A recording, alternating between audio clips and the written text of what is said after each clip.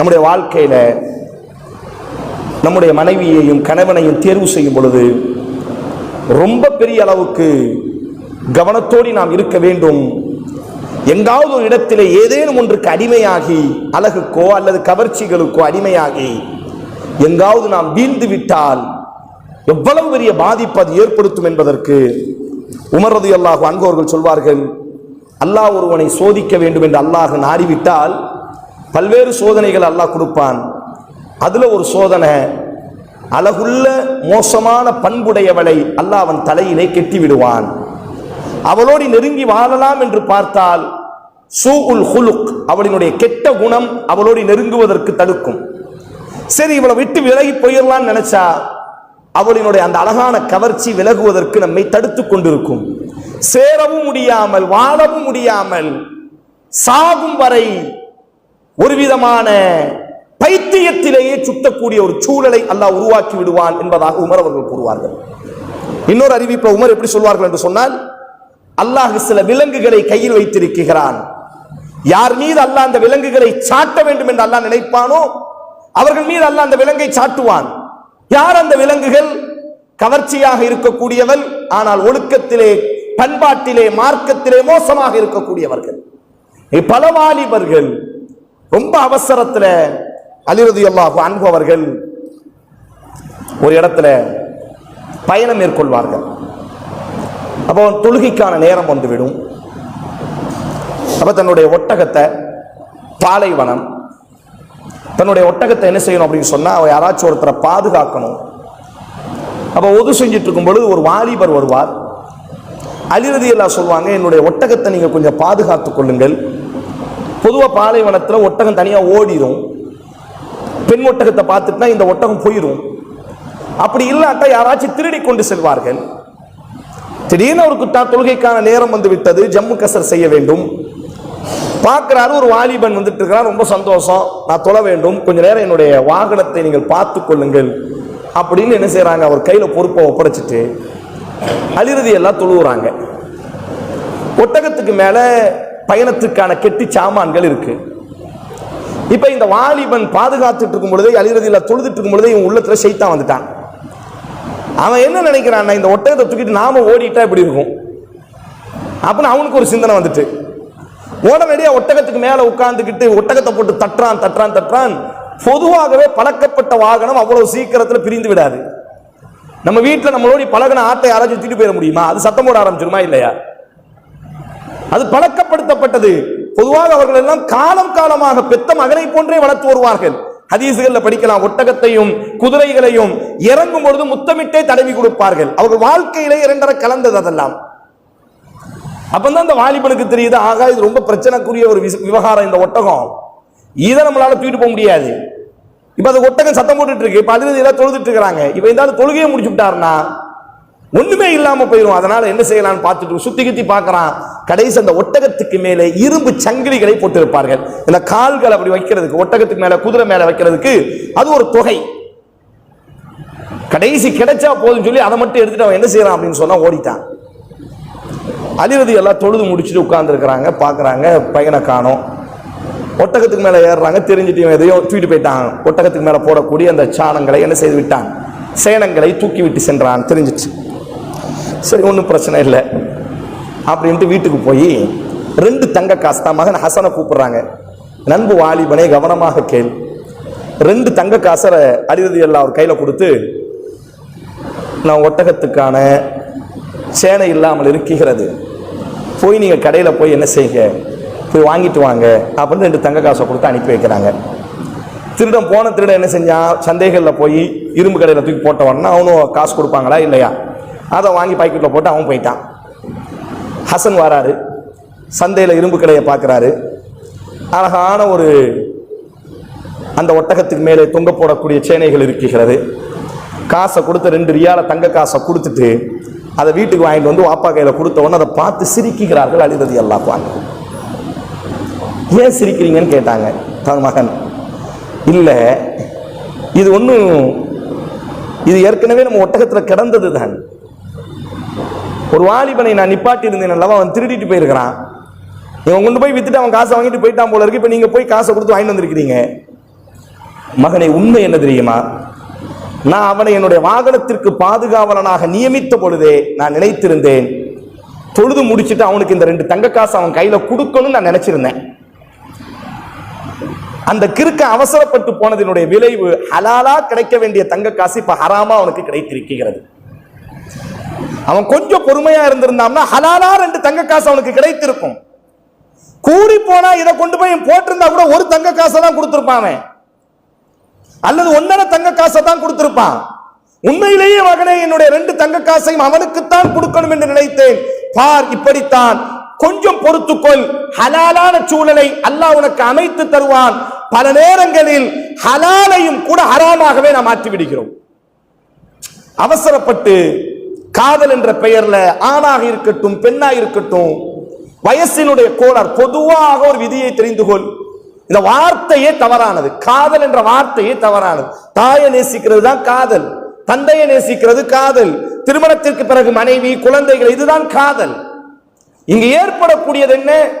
ஒரு அஃபெக்ஷன். எப்படி நம்ம வளரும் பொழுது, சின்ன பிள்ளையா இருக்கும் பொழுது முகத்துல தாடி கிடையாது, கொஞ்சம் வளர்ந்த பிறகு தாடி மீச அரும்ப ஆரம்பிக்கும், முகத்துல பருவரம் ஆரம்பிக்கும், கொஞ்சம் கொஞ்சமா முகத்துல தாடி முடிகள் ஆரம்பிக்கும். பெண்ணாக இருந்தால் அவர்களினுடைய உடல்ல மாற்றம் ஏற்பட ஆரம்பிக்கும், ஆணாக இருந்தால் அவன் குரல்ல மாற்றம் ஏற்பட ஆரம்பிக்கும்.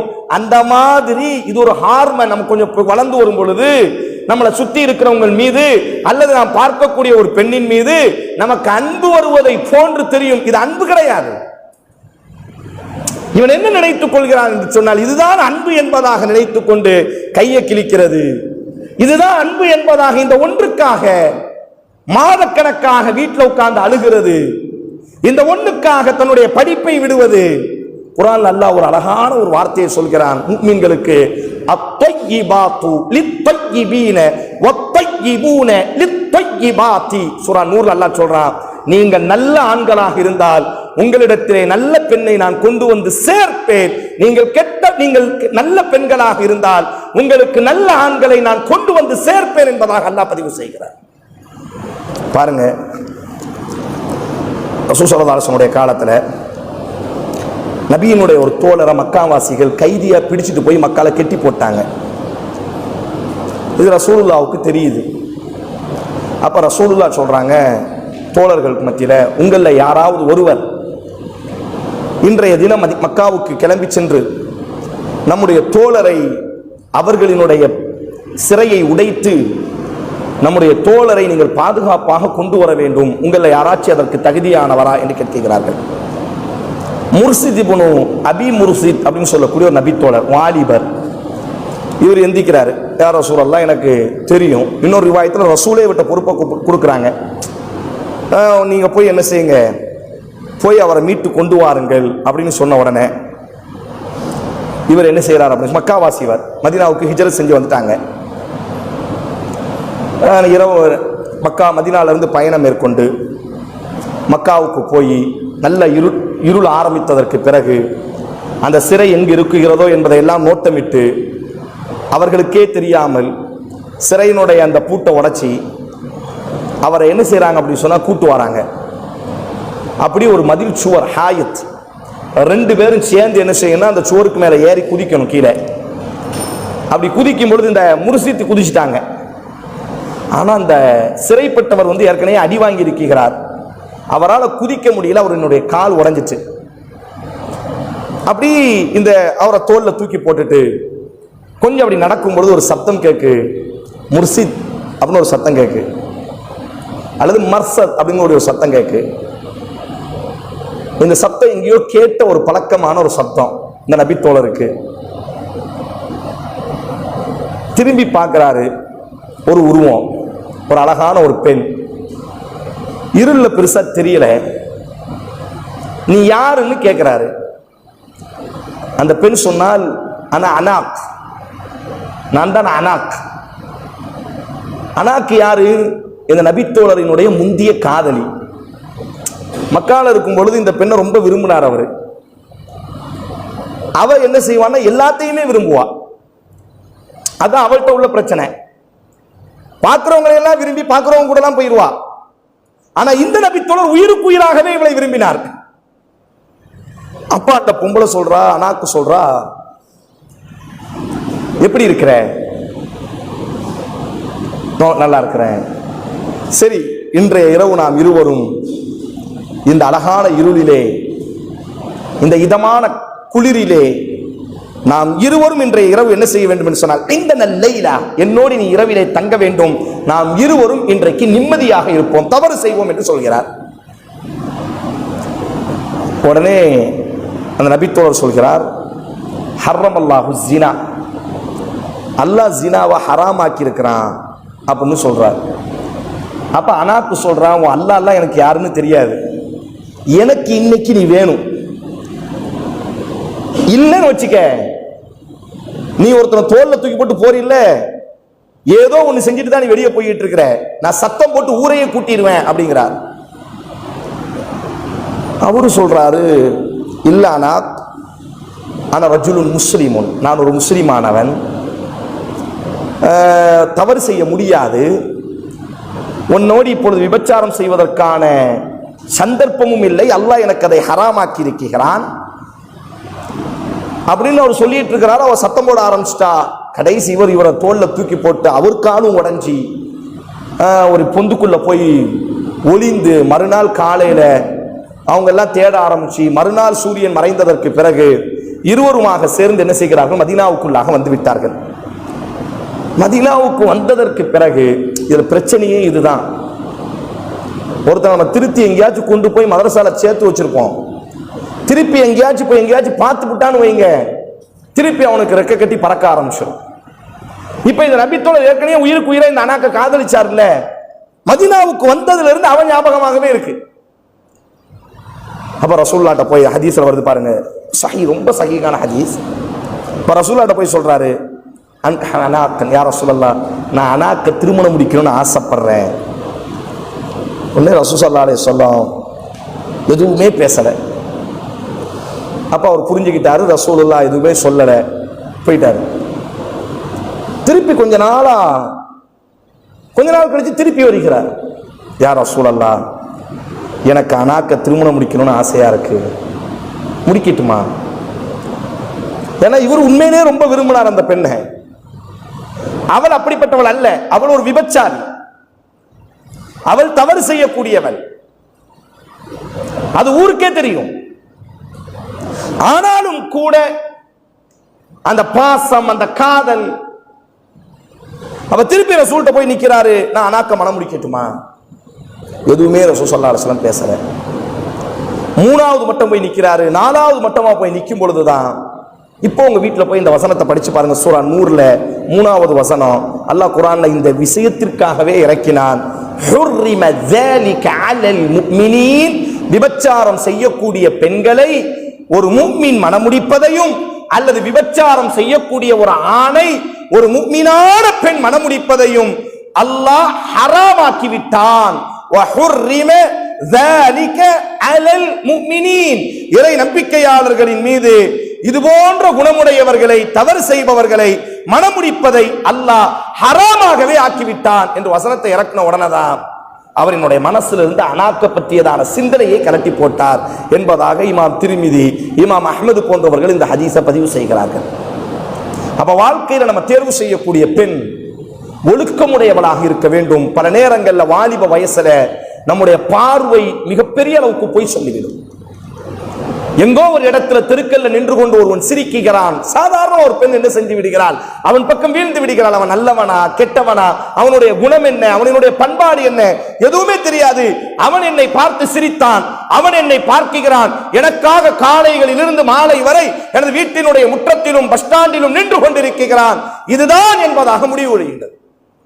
ஹைகோர்ட் நீதிபதி சென்னையில, அவருக்கு ஓய்வு கொடுக்கப்பட்டுச்சு. ஒரு 10 வருஷத்துக்கு முன்னாடி சென்னையில இருந்த ஹைகோர்ட் நீதிபதி, அவங்க நீதிமன்றத்திலிருந்து ஓய்வு பெறும் பொழுது அவங்க சொன்ன ஒரு வார்த்தை, அவர் சொல்கிறார், நான் நீதிமன்ற நீண்ட காலம் நீதிபதியாக இருந்துட்டேன், இப்ப இந்த தினத்திலிருந்து நான் விடைபெற போறேன், எனக்கு ஒரே ஒரு மனசு மட்டும் அழுத்தமா இருக்கு, நான் தீர்ப்பு கொடுத்ததுல பெரும் பகுதி தீர்ப்புகள் விவாகரத்திற்காகத்தான் நான் கொடுத்தேன், அந்த விவாகரத்துல காதலித்து மனம் முடித்தவர்களுக்குத்தான் நான் அதிகம் விவாகரத்து கொடுத்திருக்கிறேன்.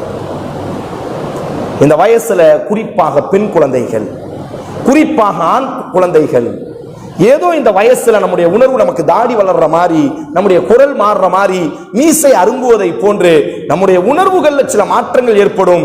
அது உண்மை அல்ல. நாம் நமக்கே பாடம் நடத்த வேண்டும். என்னுடைய தாய் ஒழுக்கம் உள்ளவள், என்னுடைய தந்தை ஒழுக்கமானவர், நானும் ஒழுக்கமானவன்.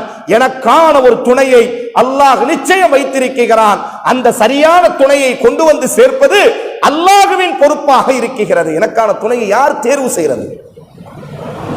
அல்லாஹ் எமக்கான துணையை ஏற்கனவே தேர்வு செய்து வைத்திருக்கிறான். ஹவ்வாவை ஆதமிற்காக எப்படி ரப்பு தேர்வு செய்தானோ, ஆயிஷா ரலியல்லாஹு அன்ஹா அவர்களை எப்படி நபிக்காக அல்லாஹ் தேர்வு செய்தானோ, நமக்கான ஒரு மனைவியை நிச்சயம் அல்லாஹ் நாம் ஒழுக்கமாக இருக்கும் பொழுது அல்லாஹ் நமக்காக கொண்டு வருவான். ஆனால் அதற்கு முன்பு நாம் தவறு செய்ய ஆரம்பித்து விடுகிறோம் என்று சொன்னால், பல இடங்களில் இந்த காதல் என்ற பெயர்ல அவ்வளவு தவறுகள். நல்ல நல்ல முஸ்லிம்கள், நல்ல நல்ல குடும்பத்தை சார்ந்தவர்கள் யார் இப்படி இருப்பார்களா என்று யோசிக்கக்கூடிய அளவிற்கு வேற வழியே இல்லை. இன்னைக்கு குடும்பத்துக்குள்ள சத்தமே போட முடியாத அளவிற்கு எல்லார் வீட்டுக்குள்ளாகவும் இந்த காதல் என்ற முசீபத் உள்நுழைந்து விடுகிறது. ஆதலால் என் பாசமான வாலிபர்களே, எல்லா நேரத்திலும் நாம் கவனமாக இருக்க வேண்டும். நாம நம்முடைய துணைகளை தேர்வு செய்யாமல் குடும்பங்களோடு நமக்கான ஒரு நேரம் வரும் பொழுது நாம் ஒழுக்கமாக இருந்தால் நம்முடைய துணையையும் அல்லாஹ் ஒழுக்கமாக நம்மிடத்திலே கொண்டு வந்து சேர்ப்பான் என்பது குர்ஆனினுடைய வாக்காக இருக்கிறது. ஆதலால் நான் ஒழுக்கமாக இருக்கிறேன் எந்த சூழலிலும். அதனால்தான் அல்லாமா இக்பால் சொல்வார், எங்கள் வீட்டினுடைய ஆண்கள் தங்களுக்கு வரக்கூடிய மனைவிகள் மரியமை போன்று கற்பொழுக்கம் உள்ளவளாக இருக்க வேண்டும் என்பதாக நினைக்கிறார்கள். ஆனால் கைசேதம் என்னவென்று சொன்னால், எங்கள் வீட்டினுடைய ஆண்கள் யூசுஃபாக இல்லையே. நீ யூசுஃபாக இருந்தால், நீ உன்னுடைய கற்பை பேணக்கூடியவளாக இருந்தால் உனக்கான துணையும் அப்படிப்பட்ட துணையை அல்லாஹ் கொண்டு வருவான். நாங்கள் கற்பனை செய்வது மரியத்தினுடைய அளவிற்கு மரியமை போன்று பரிசுத்தவான்களை கற்பனை செய்கிறோம். ஆனால் நாம் எப்படி இருக்கிறோம்?